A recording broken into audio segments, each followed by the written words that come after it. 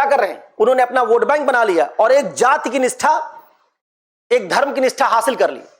अब उस धर्म और जाति के लोग उसको अपना नेता मानते हैं। क्या करेगा, अपनी जाति के लोगों को सारा ब्यूरोक्रेसी में भर देगा, सारी नौकरियां अपनी जाति के लोगों को भर देना शुरू कर देगा। फायदा ऐसे जहां लोकतंत्र की आड़ में आप सामंतवाद या राजतंत्र चलाए जा रहे हैं, हर पॉलिटिकल पार्टी एक सामंत चला रहा है, एक जाति का सामंत, यादवों का सामंत, एक क्षत्रियों का सामंत, दूसरा मराठाओं का सामंत, तीसरा अलग।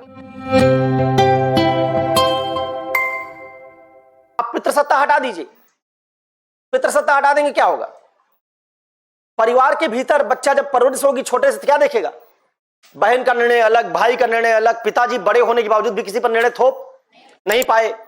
हर आदमी को निर्णय में शामिल किया जाता है, उसकी बात सुनी जाती है और उसकी बात कोई गलत होती है तो उसको समझाया जाता है कि बात गलत क्यों है। क्या विकसित हुआ बच्चों में, टॉलरेंस, सहिष्णुता, दूसरों की बात सुनने का, अपने से जो अपोजिट ओपिनियन है उसको भी सुनने का, निर्णय लेते समय सारे स्टेक होल्डर्स को चर्चा में शामिल करने का। अगर ऐसा सुन के बच्चा बड़ा हुआ, अब ये पॉलिटिकल पार्टी में जाएगा तो क्या करेगा, सारे नेताओं को कैसे ट्रीट करेगा, बराबरी के साथ, बराबरी के साथ ट्रीट करेगा। सबको बोलने का क्या मिलेगा, मौका। अलग अलग ओपिनियंस जो अच्छी नहीं लगती वो भी सामने आएंगे। जब सारे निर्णय इस तरीके से अलग अलग ओपिनियन सारे पर्सपेक्टिव के साथ होंगे तो सबसे बेहतरीन निर्णय लिया जाएगा, सबसे बेहतरीन निर्णय लिया जाएगा। तो राज्य के कानूनों की, उसकी विधियों की, उसकी पॉलिसीज की गुणवत्ता बेहतर हो जाएगी। वहां यस मैन कल्चर नहीं होगा। तो नॉन पैट्रियार्कल स्टेट वही डेमोक्रेसी को ठीक तरीके से चला सकते हैं।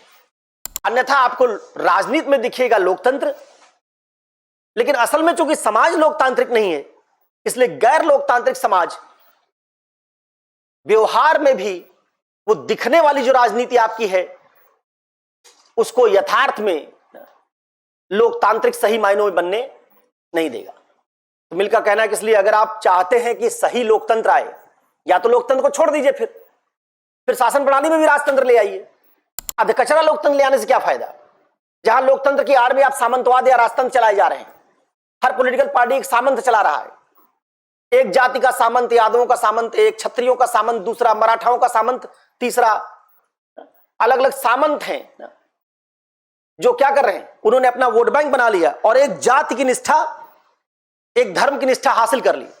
अब उस धर्म और जाति के लोग उसको अपना नेता मानते हैं और उसी के पीछे लामबंद हो गए।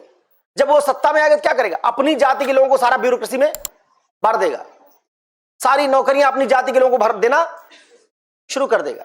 ऐसे राज्य की क्रेडिबिलिटी बहुत कम होगी, सारे वर्ग उसको स्वीकार नहीं करेंगे। तो वो जो कहते हैं ना लोकतंत्र में जनता का जनता के द्वारा जनता के लिए शासन है, ऐसे राज्य में ऐसा नहीं होता। ऐसे राज्य में दो जातियों का, उन्हीं दो जातियों के लिए, उन्हीं दो जातियों के द्वारा शासन है।